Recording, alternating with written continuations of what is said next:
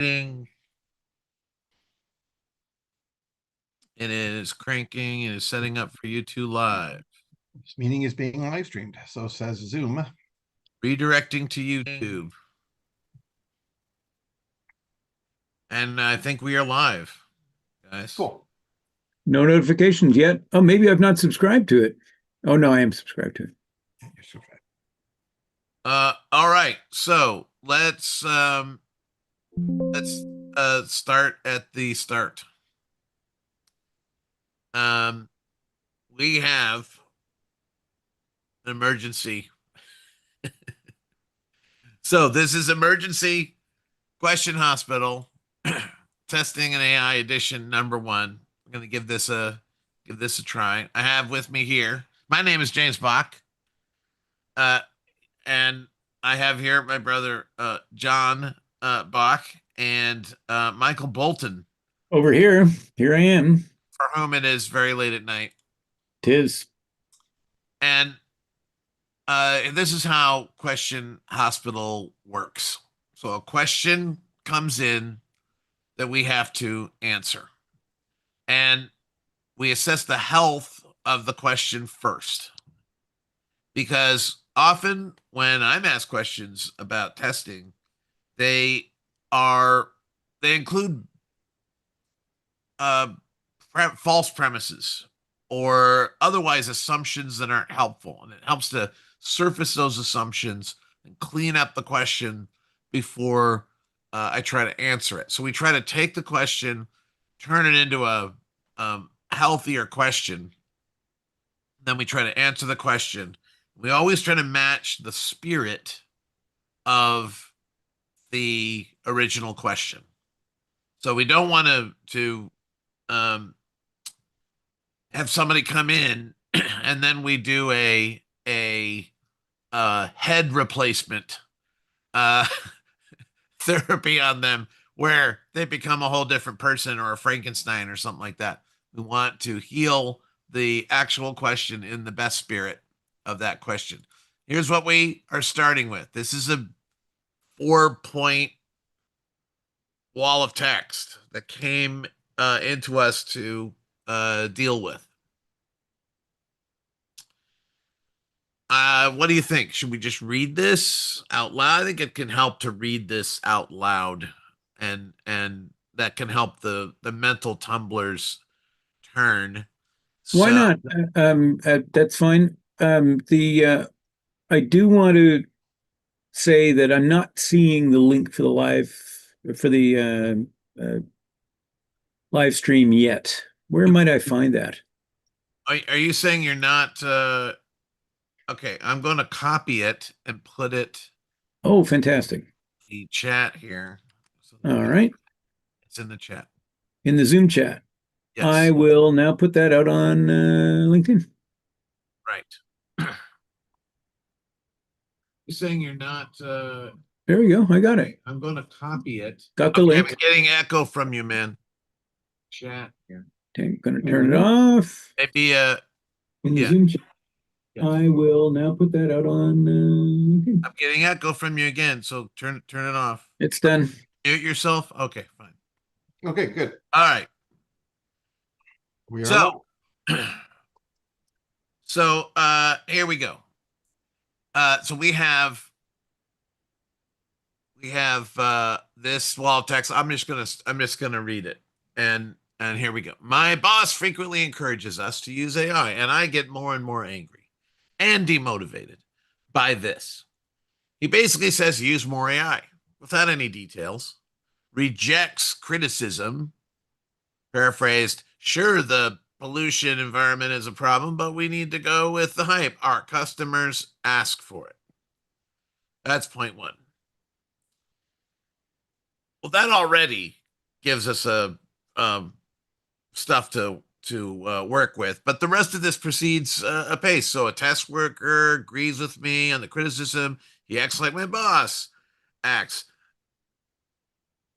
I have to say that right, or else I get teased. Trying out AI at every possibility. He doesn't even try to understand what the actual problem is, but just tries to throw AI at it, which makes me mad. Sounds like a mad situation, doesn't it? And then you've got the coworker who is totally into agentic coding, and people perceive his performance as poor, doesn't try to understand the context and the bigger picture. We have the impression he just asked to get input for his prompts. I cannot stand this person. Well, if you can't stand someone you work with, that's a problem right there. And the guy is paid more than him. Oh, this is getting worse and worse. But the little ray of sunlight at the end. I also have one very critical dev coworker who is deep into AI LLM and luckily shares my criticism. He also sees the limits problem of agentic coding. This makes me happy. Well, if you're happy, we're fine. Where do we stand here? This sounds like first of all, it's a pretty, as I was telling John before, this is a fairly generic kind of complaint. It sounds like people running around in circles, not listening to each other. Sounds like management is putting pressure on the situation without paying attention to the situation. Now, so James, there's no question here, but there's several maybe implicit questions. What question, this is really a scenario, but what question do you want to intuit from the person who shared this scenario and wants our advice? I think what we have here is a situation with an implied question. The implied question is, what do I do about this? Right. Okay. So, like, look, my everything's messed up. What do I do about it? And he's giving us an example of what's messed up. So, what we have to do in Question Hospital is we have to look at what we have here. Let's assess the information that we have, that we can, like, what on the spacecraft is good. Yeah. What here? What is here that we can work with? We know that he wouldn't have written this, and this is anonymous, but I don't think it's a he, so I'm going to say he.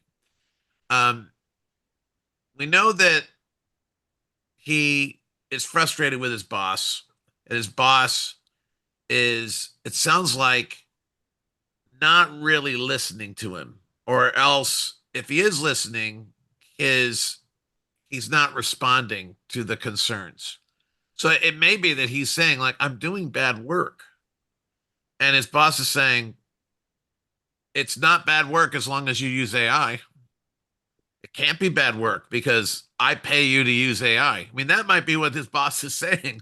Your job now is no longer to do testing, it's no longer to do coding. Your job is to burn AI tokens as fast as you can. That's your job. You're like shoveling coal into the boiler. You're shoveling tokens into AI. That's your new job. If that's what his boss thinks his job is, then everything's great as long as he shovels those tokens into AI. It's just that we can't believe that's really his job. I don't believe that's really what his boss thinks.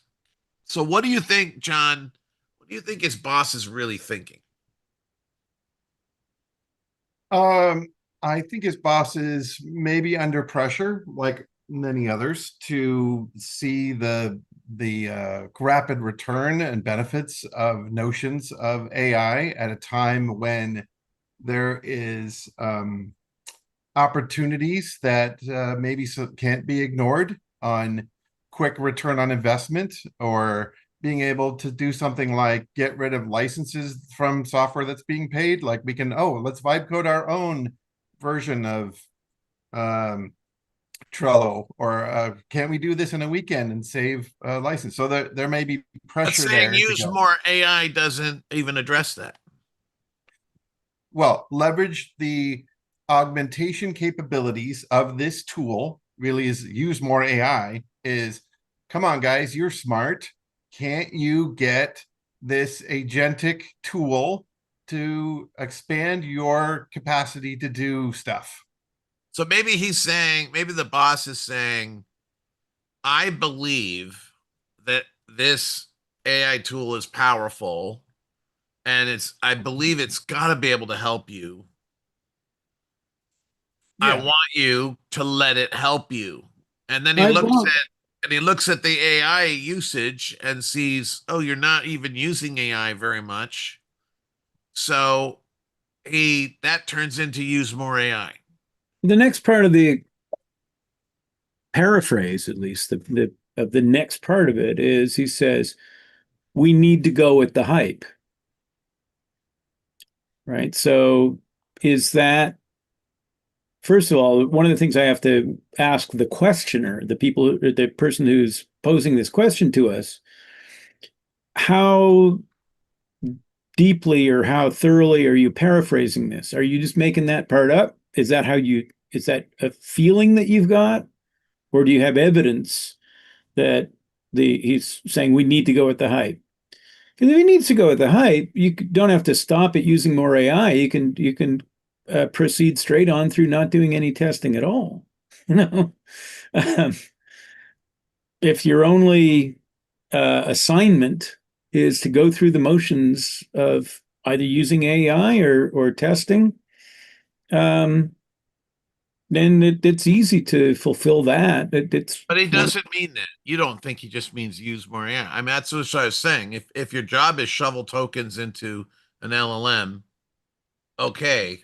But that's not what the job is. Well, I'm looking at the paraphrase. We need to go with the hype. Is that what one of the things What I do you would think? want to? What do you think he means by we need to go with the hype? Who? The boss. The boss. Is the boss really saying we need to go with the hype? That's the first thing I want to check. I want to evaluate whether the boss is actually saying that or if that's just a feeling from the questioner. Right, exactly. So you've got two issues here. One is the subject's question or the subject's perception of what he's being told. Right. That is being filtered through layers of subjective feelings and stuff and memory. And so we can't just accept that the subject, the questioner here, the OP, well, I don't know what we want to call him. Yeah. OP. Uh the I'll call him OP, Opie. Original the poster. OP, the what does OP stand for? Original poster, right? Original poster. Yeah. So what does the OP uh think the guy said is one thing, but the other thing is if the guy said that, then what would that really mean? So we do have to be concerned about both sides We have to, yes, we have to tease that out of the tangled wool. right. And so just You as we're mean sorry, you mean like empathize or get to the root of why these bosses are saying these things? Is that another way to say yeah, it? but also to get to the root of what the OP might be hearing or Ah, the very OP good. might be interpreting. Yeah, The boss might be actually saying something nuanced and reasonable. yeah. And it reminds me of I was running a process improvement initiative once, and I held a meeting about the process I was going to use to improve this process. And I spent 5 minutes of that hour-long meeting talking about a way of voting using thumbs. Then I heard after the meeting, someone said, "Oh, we spent the whole meeting talking about how we're going to make a decision." Like I timed it; it was 5 minutes, but apparently their impression The is whole meeting. spent the whole meeting on this worthless thing, and that was pretty annoying because I knew for a fact that it was a tiny bit. So maybe when a boss says, like, I want you to try to use AI to solve problems better, I know you can do it. And maybe the OP here's use more AI. Just shut up and use more AI. And so that's a different problem than if the boss is saying use more AI. Now, John, as we go through this, can you watch the comments Yeah, on YouTube yeah. thing? I'm doing that now. Yeah, All right. Because I find I want to focus on this, and I don't. yeah. No, I got you. My eyes flip back and forth. I get distracted and stuff. I just Oh, good. So paraphrased you bring, yeah. if someone makes a comment we need to bring into this, you will let me know. Yeah. Okay, we'll do. Okay. So we have in the first paragraph there a um two A ways puzzle. to a puzzle and two kinds of things to analyze. Why might the OP have been hearing this? Why might the boss have been saying this? If we take those one at a time, let's start with why might the boss have been saying that? Maybe the boss, imagine the boss actually said, we need to, there's a lot of hype. We can't resist this hype. Our customers are asking us to use AI. We have to use AI. I'll bet you anything that if you stopped that boss and said, so as long as I use AI, anything is good. What if I just put it in a loop writing limericks about bananas of 24/7? I'll bet you wouldn't like that. Are you saying that that actually would be okay? That I can just burn tokens doing that and you'd be happy? He would say, I'll bet you. He would say, of course not. I meant do your work well using AI, and I want you to find a way to do that. And if then the OP says, well, I don't know of a way to do that, then the boss might say, well, that's the problem. You need to build the skill so that you can do that. I believe there are people out there who have the skills to use AI to do work well that you are currently doing. And I want you to be that person. But if you aren't that person, maybe we have to go find someone else who is AI ready for this in this ever changing world. Or better motivated. Mm. Or better motivated. Yeah, that's another thing is the boss might be tired of just hearing the energy of the complaints. Now we have a clue in the next paragraph, again from the OP, but one of the clues that the OP is leaving us here is in the second sentence about the coworker. He doesn't even try to understand what the actual problem is, but just tries to throw AI at it. Now, I would invoke the the line from Brian Merrick, actually, which is, an example would be helpful here.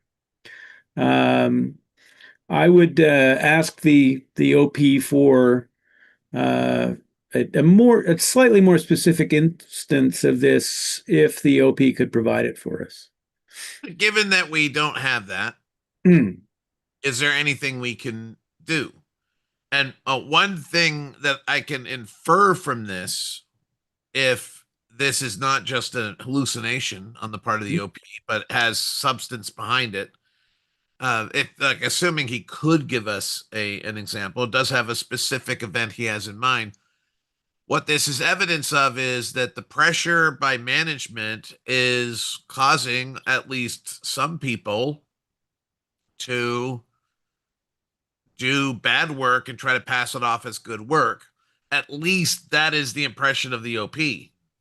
Now, if the impression of the OP is wrong, then you know for a fact that there is much confusion among the workers, because if if you're on a crew fighting a fire and one of the firemen has the impression that the other firemen have run into the building when they in fact haven't, I mean, that is a really dangerous kind of confusion to allow to work. My brother John's a trained firefighter, so I always try to take my ignorant assumptions about firefighting and throw them in front of him so he can correct me with some kind of brilliant thing from his training.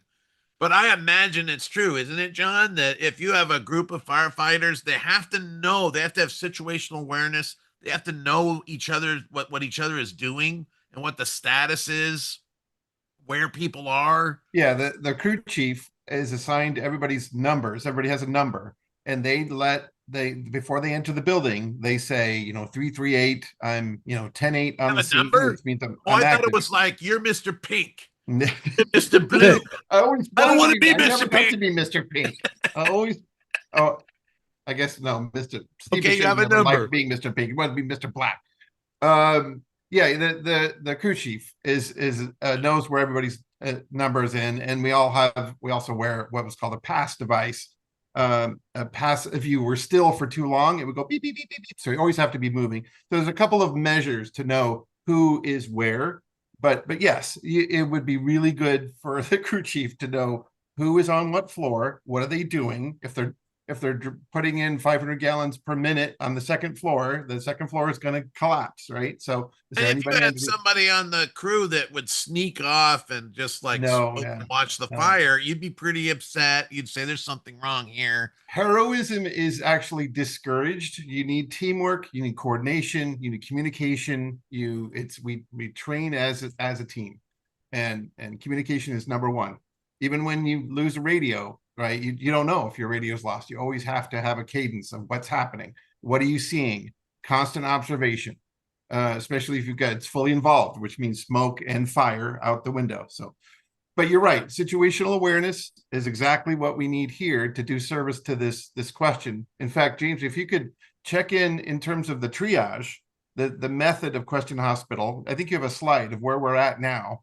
We're still on step one, right? Yeah, the what Yeah, happens thank is you. we have to assess the health of the question and Got then it. change the question into a healthier question. So what we're trying to do right now is tease out from here. What do we know just going from this text? Because this is anonymous, so we can't talk to the actual OP. I mean, I wouldn't want to air the details of where this guy might be identifiable when he's complaining about his coworkers, right? Yeah. So apart from the fact that he's a man, we're not going to out him. So we have to go based on this text and nothing else, um, and figure out what is the situation and how can we turn this into a different question that might be more clear. And so one thing that is clear to me by looking at this text is that there is controversy in his team. There is a disaffection. There are people scrambling to do different things. It looks like each person on the team has interpreted use AI in a different way. And it seems like the boss is putting pressure on this situation without checking in on what people are actually doing. It's a little bit like trying to jam more stuff into a paper bag and it's over full, but you just keep pushing harder. And then the bottom comes out of it and you don't notice and you just keep putting stuff in and it's all gone out onto the floor again and you didn't notice. The boss is putting pressure on people. The paper bag has torn and he hasn't noticed. And so if that's the situation, if we recast it and say, um, I work in a group where there is a lot of confusion about how we should use AI, a lot of perceived pressure by management about using AI. And when I talk to management, they shrug and say, you just have to do it without providing guidance. What do I do? That's a a slimmer, simpler version of this text, and it seems to me that's what we're trying to deal with, right? If I left anything out, I mean, there's Well, confusion in the group, there's pressure from above. Some people are doing things that I think are irresponsible. plus there's also this other dimension. There's a very strong emotional thing coming in the third paragraph. I cannot stand this person and distrust most of their output development wise as much as communication wise. And then there's a kind of resentment there too, because he's saying that management favors this person that the OP dislikes.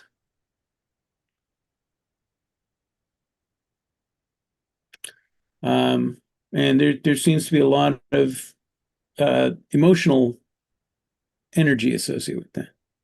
Okay. And I am not in any way the kind of person who says that emotions can only wreck your analysis. That was a big theme of the work of the sociologists of scientific knowledge when some people pointed out that, there are definitely social elements in science. It struck what I believe to be the clever people in that debate that it'd be ridiculous to say that social forces can only wreck science, can only disrupt science. Social forces are why science works. Same with emotions, that emotions do not only, they don't necessarily destroy rationality, they can sometimes supplement it. So this person's feelings are a hint towards the degree of disagreement and distress and different perceptions that there are on the team. So that's So look at what I wrote. worth looking at. Yeah. Okay. Now the question is, does what I wrote capture the essence in a simpler way of the question that he originally wrote, of the situation he originally wrote? So I have management's pressuring team, different people doing different things, generally using AI responsibly. And he says he's not alone. I mean, there's somebody else that shares his criticism. So it's not purely that, but I don't see that as important in this. I think the important thing is that the team is behaving in a chaotic, irresponsible way, and a way that he doesn't think is good. What should he do about this? I think that's the revised Yeah. question. I think that's good. I mean, earlier when you read this, you said it was too generic, and maybe you were worried that your answer would be too generic. But I think your distillation here is really good. In fact, Michael, I was going to ask you, and I'll ask you too, James. Like, instead of what should I do, or in lieu of that, you can also say, what's the opportunity here for the original poster, for the OP? Are there some opportunities to enhance reputation, to be a leader for others who are feeling like he is, and maybe they can't admit that? So do you see some opportunities that he could take to bring leadership or clarity to this? Are you saying I should add something to this? No, I think it's what should I do? But one way to approach what should I do, if you Are agree you that trying to answer the question now? what? Are you trying to answer the question now? No, I'm saying that one way we can frame this instead of what should I do is what's the opportunity here? What are some opportunities for this So person do you to want me to change the wording then? what should Well, I do, or what might be some opportunities for me to establish my reputation as a critical thinker without being the human in the way? Right? It's human in the loop versus human in the way. You want me to add all that text? Uh, I guess not necessarily. I don't know. I guess I'm just thinking I think about you're it. trying to answer the question. I think that what you're saying is fine, and we should deal with that in the answer to the question. Okay. I guess it's under the auspices of what should I do, but yeah, okay. it bifurcates. And Oh, what's funny about this to me, just kind of amusing, is John's sunny perspective on the possibility of uh, resolution, and my more jaundiced perspective, which James may share, that what we're seeing is evidence of bad work and Oh yeah, uh, somebody could say, James might say, dude, you should quit. Like, screw that. Right. John yeah, is always wants to say that you can't open hold keys with new doors. Or it was No, I'm saying you can open new doors with old keys. That was somebody's posted on LinkedIn. You can't open new doors with old keys. And I'm like, you guys are old keys for me. Your colleagues have known, well, James, you're my brother, but it's like you can all right, all right. I was just teasing you. I Okay. know. Well, Are you ready for the question? tease me about Let's try something. to answer the question now. Okay. But Answering begins. okay, well, I just want to be on record. I think, James, you have a good distillation of the OP's post. 1, 2, 3, 4, these 4 lines. Michael, do you agree? Is James Yeah, I missing think anything? it covers it pretty well. Okay, good. All right. All right, let's answer it. Let's answer the question. All right. So I want to start. My first reaction when I see a question like this is I think something fundamental is broken, and that is that management's not listening to you. Why is management not listening to you? It could be because they don't respect you. Why don't they respect you? It could be because you have not built sufficient credibility in their minds. Why has that not happened? It could be because you haven't been there long enough. That's one of the factors is how long have you been in that organization? Or maybe they haven't been there long enough. So if you have a new manager coming in, their attitude is going to be, I don't know who these schlubs are, and maybe they're all a bunch of dimwits, and I shouldn't be listening to them. So there has to be enough of time for you to go through experiences together where you can earn the credibility. So I've definitely been in many situations where I say something and I'm not believed, partly because they just don't know me well enough to trust me with any important thing that I say. Well, the older I get, the less that's a problem. Uh, it was a big problem when I was a very young man because nobody wants to believe what a little yapping puppy has to say about things, especially if they're a lot older. And I used to be really young. I used to be a young relative to the people that I worked with when I started out. Cool. So I think that's a Good. key thing that has to be dealt with. It is like why is no one listening to you? But what it may be is that the relationship is actually pretty strong, and they're willing to listen, except the boss is under so much pressure that the boss is panicking. And so they ordinarily would listen to you, but they're just saying like, look, I don't have time to explain. We have to run. Like, why are we running? Why do we need to get out of here? Like, I don't have time to explain. There's a tidal wave coming. Whatever. If you don't have time to explain, if you're panicking, then you don't want to have a calm conversation about stuff. You just want people to do what you say. So that it might be that what we see is the classic case of shit rolling downhill, Yeah. and there's a Yeah. lot of shit, and it's rolling downhill, and Yeah. so you're just it is like I don't want to hear this critical thinking stuff. I just want you to support me right now. The world has become safer for critical thinkers over the last couple of months. A little bit. We're not home yet, but the world is starting to wake up to the risks, the limitations, the problems associated with this stuff. And what's interesting about it to me is that the people who are now getting more attention and being listened to more are the people who have actually tried this stuff out and who are getting experience with it. Now, we've been doing this, James, you and I, we were working with an AI-based product long before Chat GPT showed up in November 22.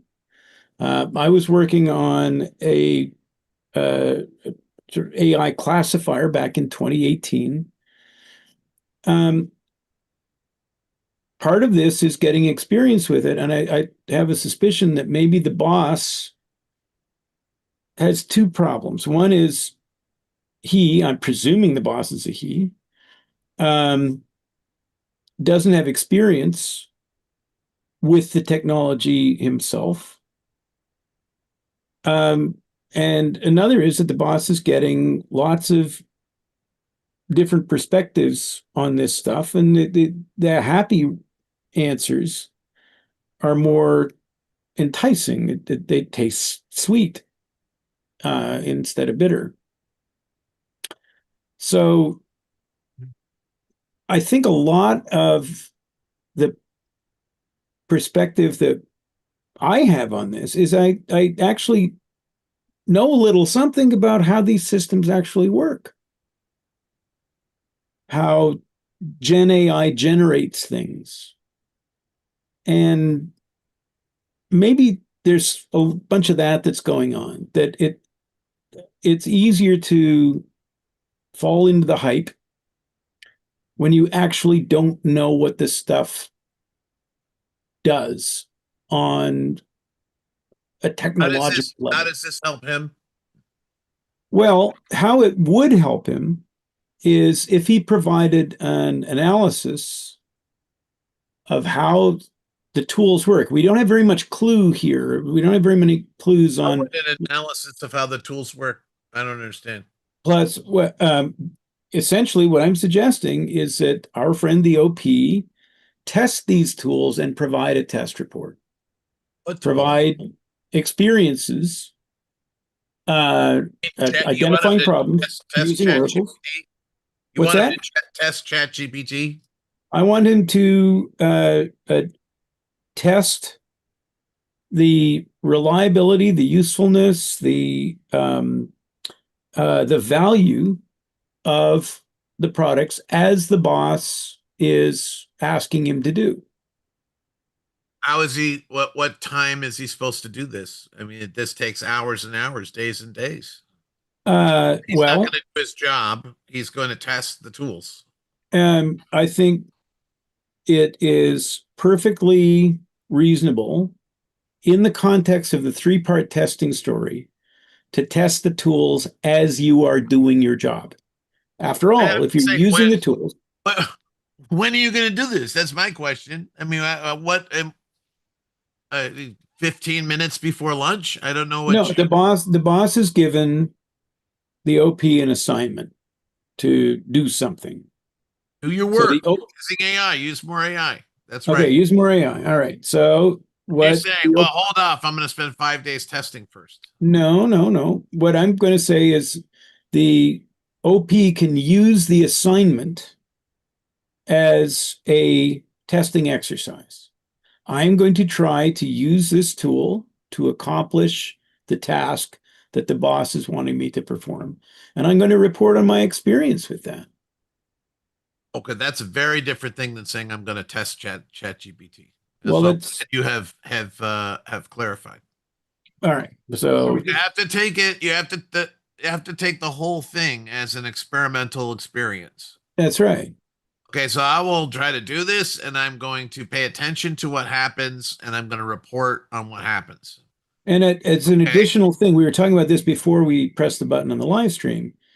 It's very important, I would say, in that circumstance, to lean into the commitment to the boss that I'm going to try to do things your way. I'm going to do something with the best of intentions. I'm going to follow your guidance in how to get the best possible use out of these tools in a way that would serve you and your mission. You see my screen? Yep. Is that all right that I wrote? Yes, but there's a precursor to that, though, which I would say commit to the boss that you will be the term we came up with before this is skeptically compliant. You will say to the boss, I will do things your way, and I will commit to doing the best I can, honoring your needs and desires and your beliefs about the way this should be done. I will try to do that. But I think you need that because otherwise a boss will say, "Oh, you just screwed it up on purpose because you don't like it, you Luddite." This, by the way, Michael, answers a question from the chat, who asked, what if I don't have fame? I'm an employee in need of money and I obey the direction to utilize AI. So there you go. Skeptical compliance. Gather and record your experiences as you attempt to use AI in your work. What this fella may be talking about is pathetic compliance. Ah. Pathetic compliance is the phenomenon of complying to instructions merely to avoid being yelled at. And the problem with pathetic compliance is that it actually doesn't free you of being yelled at, because if you do bad work and they criticize you for your bad work, you can't say, but I did what you said. They'll go, well, you didn't do what I said well enough. You should have done it better. You know, if this is one of the reasons why I don't just do what people told me to do. I have various phrases I use. I say, misleading you is not a service that I offer. Yeah. You hired me to do good work. You pay me to do good work. If you would pay me less, I'd be willing to do bad work. But unfortunately, you pay me too much for me to do bad work. If you pay me minimum wage, then I'll just push whatever buttons you tell me to push. But you pay Now, me. mind you, got to be careful about that because they might go along with it. Oh, then they go along with it, I'll have to find another job because I can't afford to work for minimum wage. So, I mean, you want to fire me? That's fine. But when you hired me, you said you wanted me to do this job, and I want to do the job. And what you're doing is you're asking me not to do the job when you're asking me to work in this certain way that I judge is irresponsible. Another thing to bear in mind is think about 6 months from now. This is another thing I tell my clients, is that the reason why I can't just say yes to everything you're asking is I have to imagine how 6 months from now you will be telling me, why did you do that? And I'll say, because you told me. And they said, but you're supposed to be the expert. We didn't know. You were supposed to advise us. Now we find out that this highly paid consultant just does whatever we say. That's false advertising. It's interesting that the first part of his question, by the way, was, what if I don't have fame? And this gets to the reputation moat, James, that I'd like you to talk about. Here is somebody who's questioning, I'm an employee in need of money. So if you don't have fame, it's much easier to do bad work and get away with it, because you will never have to pay the price for that with other employers. If you have fame, it's a trap, because if it got out that I did bad work for a client, it would ruin my reputation, because I have a reputation, a public reputation, and I can't afford to have stories being told about how I took a bunch of money and then faked my work. There are stories that I tell about other consultants where I have to say, I think this guy faked his work. I think he did a bad job. He's well known. And, that person is paying the price in their reputation because I'm telling stories about them, which I believe are true stories from my own experience. And so I think you have to pay a price if you set yourself up as an expert and then you behave like someone who is a hack and a sellout and just money grubbing. It seems like you're saying two things, though. One, it's good that you don't have fame, and two, it's you should strive to have fame, because a reputation moat makes you irreplaceable or less replaceable. Yes, I'd say that there's two sides to the fame coin. Like, one is it's good to have fame because people maybe listen to you more. Like, imagine if you hired Robin Williams in his prime to be a waiter at your fine restaurant, and he was just starting to get famous, and like you had him as a waiter, and he was like messing with people and causing a ruckus. You wouldn't say, "Oh my God, that waiter, let's fire him tonight. He's upsetting the clients." You'd say, "We have Robin Williams as a waiter. Oh, this is going to be great." So if somebody has a reputation for flamboyance or whatever, and that's part of what makes them special, then they get kind of a free pass. Like I have a reputation for being outspoken and critical thinking. When people hire me, if they don't know that's what they're getting, they really should have looked at my website first and read some of my stuff. In fact, sometimes I tell clients, if I'm not sure they know who I am, like please read my blog posts, familiarize yourself with my work before you hire me. I want to make sure you understand what you're getting. I want to Yeah. please my customers, and if my customers don't want some mouthy, opinionated man telling them that they're doing stuff wrong, if I believe they're doing stuff wrong, assuming that that is the case, then well, they really should stay away from me. That is So my blessing and my curse. I'd put a third point on your list of two, and that would be to, throughout curate, manage, maintain your reputation for excellent work. Well, you've got to build your credibility, which is part of the reputation. Yeah. Um, Yeah, strive, that's what I'm getting at. build, What should I do, or or what's the opportunity here for the you've OP? got to build. You've got to build your credibility, and Or credibility.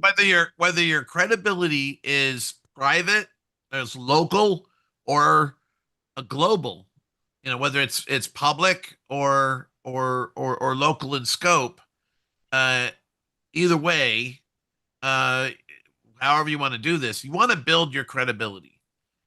You want to build your credibility um, over time uh, by avoiding lies uh, and what else?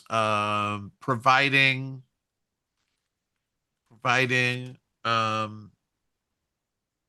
I guess the old thing, setting expectations.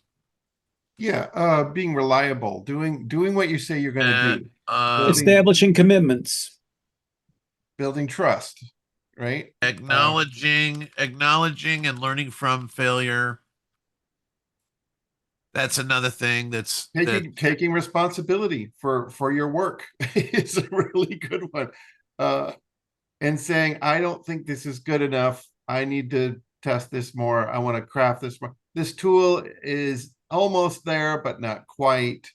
That build, being humble, having a servant leader ethic, like the helping thing about others. point three though is point three only really works in a sane world, and you might be Yeah, working in an insane world. insane Like, world, what if true. I work for the mafia and they want me to kill this guy? Like, well, I Yeah, guess if yeah, you're working for the mafia, you got to go with the flow of. Well, that builds your credibility on one You're level. in a criminal organization. I guess you have to be a criminal. Although I note that even in a criminal organization, your word matters and trust yeah. matters even Sure. more. Honor among Uh, thieves. so Right. even in certain kind of insane environments or bad environments in certain ways, still truth still matters. That's what Bob Trust, Dylan said. You got to be trust honest to still live matters. outside the law. So if you build your credibility, then people will listen to you. And there's different ways to build your credibility, and part of it is through study and like make sure you know about this technology. You got to learn. You must also learn the technology. Uh, learn I the mentioned technology. that earlier. That the one antidote to hype is awareness of how the stuff actually works. That's Yeah, acquainting someone with a taxonomy of failure so they can see for themselves consequences of not thinking things through, which testers do, where we reveal what's behind the curtain. And James and I were working on this a couple of days ago. Is there a taxonomy of AI failure? Yes, as a matter of fact, there is. It's a pretty robust one, as a matter of fact. And that's interesting. That's what I would do in my next consulting, is say, let me acquaint you with a lot of interesting ways, critical ways software can AI can fail, not only irresponsibly but recklessly and dangerously, and acquaint them with Law 144 in New York State about hiring people, using AI to hire people and evaluate, the PL, Product Liability Directive in the EU, different notions of consequences. And I'm just looking at the stream. We have 11 minutes before we hit the 1 hour mark. So I suggest we Okay, we I can think wrap it up. We can we're wrap it wrapping up up. pretty But, quick. yes, I like that what you captured, James. The report to management, misuse of AI might be putting the company at risk. That's good. So yeah, there's that. Now, how do you deal with fact? We haven't dealt with the entire part of this question because I feel the team is generally using AI responsibly. Different people interpreting the AI differently. How do you bring a team into alignment about this stuff? Well, one way is to suggest a pattern of usage, like the stone soup parable. You're the stranger that walks into a village that's starving, and all you say is, "Give me a pot of boiling water. I have a magic stone." You throw it into the water, and people don't like it. That's like, "This is boiling water," and they go, "Well, I have a carrot. I'll throw it in." Some guy says, "I have a potato." So you prime the pump. So one way is to be a kind of a seed, an idea, a broker, What does saying, that okay, mean in more concrete terms with this oh, AI? it says it might be like, I have identified and researched 8 different prompt archetypes, and here's a list, or here are the 7 tenets of responsibility. What do you do with And that list? okay, so you introduce it, socialize it, and make an example of how things could be different. You post it on Slack. I mean, well, what do Oh you? yeah, sure. If it's an internal company, maybe you do a lunch and learn or a brown bag, and you say, "I want to," or you start a Zoom call, and it's an open invite. You go, I want to share something with anybody who's interested," and you start with the people who are, they self-select and they're It interested. seems to me, don't you think you have to, if this stuff is going on like he says, don't you think you should encourage either either call a meeting yourself, which maybe Yeah, people won't come to, or right. encourage management. Say, management, you've got to call a meeting. We've got to talk about how we're using AI. We want to talk about how we're using AI, about the different methods that people have found, the different kinds of prompts. So we need to share ideas about how to do it well, but we also need to talk about the hazards. Yeah, it's got to And be I don't compelling. The hazards are can't compelling. expect you can't expect anyone to go to this meeting and say, "Oh yeah, I've been faking my work Well, like you have to start. I crazy." think you start with something authentic. I found this problem, or I am noticing metrics like our pull requests are, 50x what they were 2 weeks ago, because people are just under pressure to vibe code and put in check-ins. There is cognitive overload. So start with an authentic problem where management goes, "Wait, what? Oh, that's not good. That's money. That's time. That's How do you like." deal with talking about, or are you saying don't even try to talk about situations where people are just outright faking their work with AI? Yeah, well, you'd have to prove it, or you'd have to say, "This Because is what I'm here's worried." something I heard yesterday from a student. The Okay, student said, "Oh, uh, I'm having trouble because my boss wants me to do silly things, but I figured out what to do. I just have AI create the stupid documentation that he wants, and that only takes me a couple of hours a week to synthesize all this dumb documentation, and then I get to do what I think is right." And like, if his boss hears him say that, right. probably not going to get a good What is reaction. was that Don't get malicious caught in compliance? pathetic compliance. That's pathetic compliance. Okay, there's malicious compliance and Don't get That's pathetic caught in it. pathetic compliance where someone is saying, "Oh, I've solved the problem, James. I just use AI to fake that part of it." And the reason why he thinks that's okay is because he thinks the work he's doing is good, and the stuff he's doing with AI is just to feed. It's just like throwing bright shiny beads in front of the natives so that they don't mind that you're But this taking. is nothing new. This happens with automation and test cases and metrics, right? Oh, just give them what they want and then I'll do the right thing. So it's no different than it's But AI. the question is, do we talk about that or do we avoid talking about that? If it were me, I'd say this is what I'm worried about, and I'd find an example. And maybe I anonymize something, but or this I'm is what. worried about people faking the documentation with AI just to make management shut up. Gee, I wonder Yes. if anyone's doing that. And you Yeah. happen to know that there are two people in your team that's doing that, but do you like out them? I don't No, think no, yeah, you say I'm, yeah, like I got this friend and his yeah, boss. a friend, right? Like I'm asking for a friend. I'm asking for a friend, right? Um, It seems like it might be a little bit hard. I do think you have to get people together and have them talk about how to use AI. But at least in the presence of the boss, you probably shouldn't say, "Oh yeah, I've been completely blowing smoke at this guy and he's been lapping it up. He's been breathing it in." You yeah, probably shouldn't say it's that. You probably shouldn't do that. it's like any spam for any nonprofit you get in your spam email, right? That it says please give to the whatever fund, right? They have to have a compelling thing, something that compels you, something that you can believe, something that's credible from a credible source. It's no different than an appeal for someone from someone who wants you to donate to their cause, right? You have to get management to go, yeah, so I'm sure kittens will live no matter what I do. Okay, But I'm confused because we were talking about that workers faking documentation that they're sending to.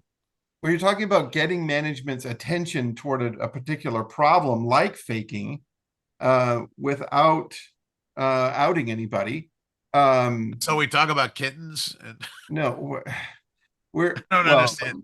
you it's not enough to say, I guess it's not enough to say I'm worried this will happen. I think it would be more compelling to find an example that you create and say, look how easy it is to fake this work, right? Yeah, I think I would go personally and privately to the manager saying, you know you're being lied to. You know people are faking their work. If you don't know that, I'm going to tell you right now. That's what's happening. And if you don't want that, you have to talk to people in a different way. Because right now Except you're scaring people. if the manager is faking their work to their manager, it won't do any good because maybe it's turtles all the way down, as they say, right? It's all the way up. The CEO says, we are an AI first company. Okay, well then that brings up this. Like, what if everyone involved in this situation is incorrigible? And by the original definition or the official definition of incorrigible, which is unimprovable. The manager is unimprovable. The workers are unimprovable. They're read only. They behave the way they behave. You can't do anything about it. What should you do? And I think I need to have pride in my own work. Yeah. My answer is I'm going to do good work even if everybody else does bad work. Yeah. And screw it. They're probably not going to be fired because it's really hard to fire people unless there's a layoff. Then it's really easy. So I guess I'll be in the first layoff if I am defying my coworkers by working in a way that I think is better. But also, I think it creates a certain motivation. I will use AI. I will use AI in a responsible manner. There's a lot of people though that have been laid off even though they've embraced AI, and that's just the fact of life. I mean, you were laid off from eBay and you were doing AI. That's right. Yeah. You were working with AI analysis Of of customer survey responses. Yeah. yeah, and I mean, you'd think like, oh, AI, the future, right? And they But to your care. point, James, I did good work with my team. I was on a funded project. I was customer centric. I had good reviews. I was using AI. I was on a well-functioning team. I was doing weekly reports to the VP, good visibility, good reputation. None of it seemed to matter. So, but the point is, even though I was laid off in January of 2024, I feel good about what I did, and my colleagues who were laid off with me, and even And the you ones that were weren't, they just you know. just came off another project last week, which the Yes. customer loved the work that your team did. In fact, they loved it so much they took people full time that were on your team of contractors. Yeah, you have to be proud of your. I mean, I can't talk You about did details, but you have to no, you but have to you be proud just of your work. generically, you were on a project. Yes. They liked the work. The Yes. project shipped, Yep. and then they cut loose all the contractors anyway for financial reasons. And so now you're out of work again, even though you did. Not all of them, but they had But some you lost your you they realities. cut you loose, Right. They despite made the some fact that you decisions did good work. on they made some decisions on who to keep and who to fund and who to defund. But yes, you have to be. In the end of it is yes. I am no matter what I have to have worked, and I feel like I did to own and be responsible and be proud of the work that I did, and because that no one can take away from me, and And that just I to be think clear, the team that we're referring to that they converted a bunch of them over to full time is a team you built.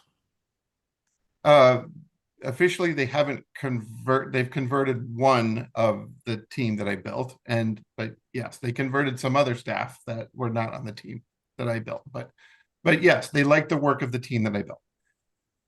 So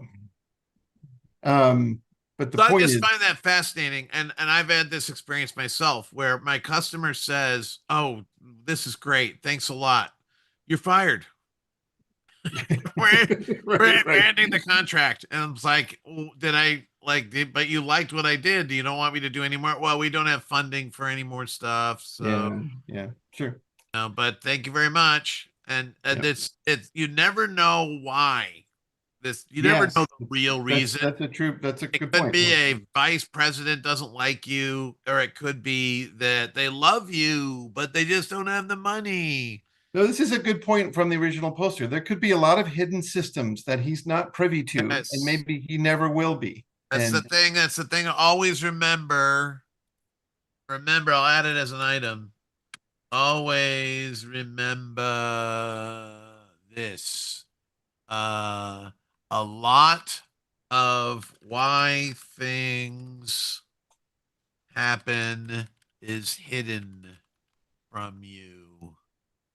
So try not to take it personally.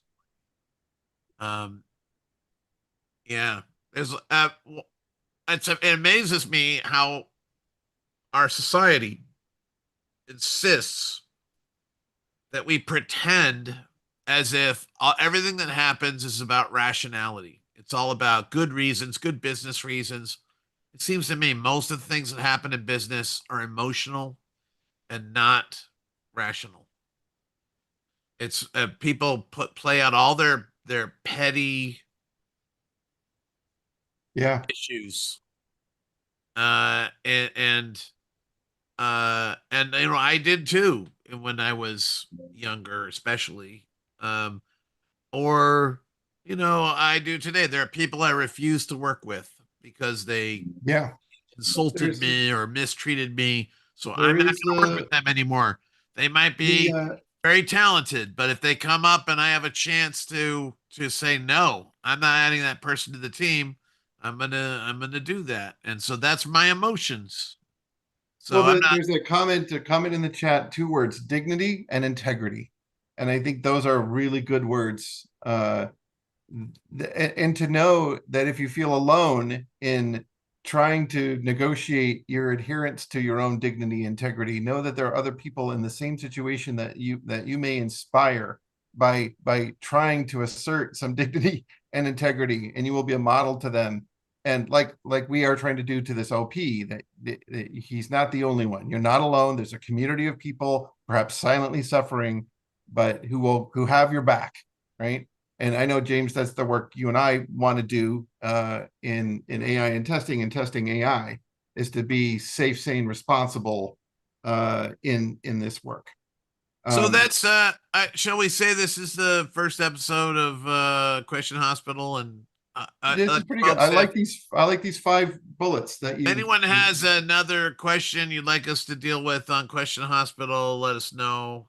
You can email me at james@satisfice.com or John Bach. And well, you know what? We can just kind of put it on here. We probably should just have a card about this that I post, but I didn't think of that. So I'll just say james@satisfice.com or Michael at Developsense.com. develop.com And then or JB Test Pilot at test Gmail. jbtestpilot at weirdemailaddress.com. Gmail. Yeah. Oh, Or Gmail. You whatever. want Gmail? Yeah, Okay. Gmail's better. Yeah. At Weird email Gmail. address. Gmail. Gmail's pretty popular, man. Last I checked. I like when I like telling people that that I'm a pilot. My sister's a pilot, my mother's a pilot, my brother's a airline pilot, my other brother's a professional fake pilot. Right, on Microsoft Flight Simulator. Yes. Yeah, you were a tester on Microsoft Flight It's a good Simulator. gig. That's why Professional professional fake pilot. You did ground school and everything. And ground school. Anyway, and then you've had Cool. that email address ever since. Yep. Okay, so you can also contact us on LinkedIn and leave comments or whatever. So we want to do these things.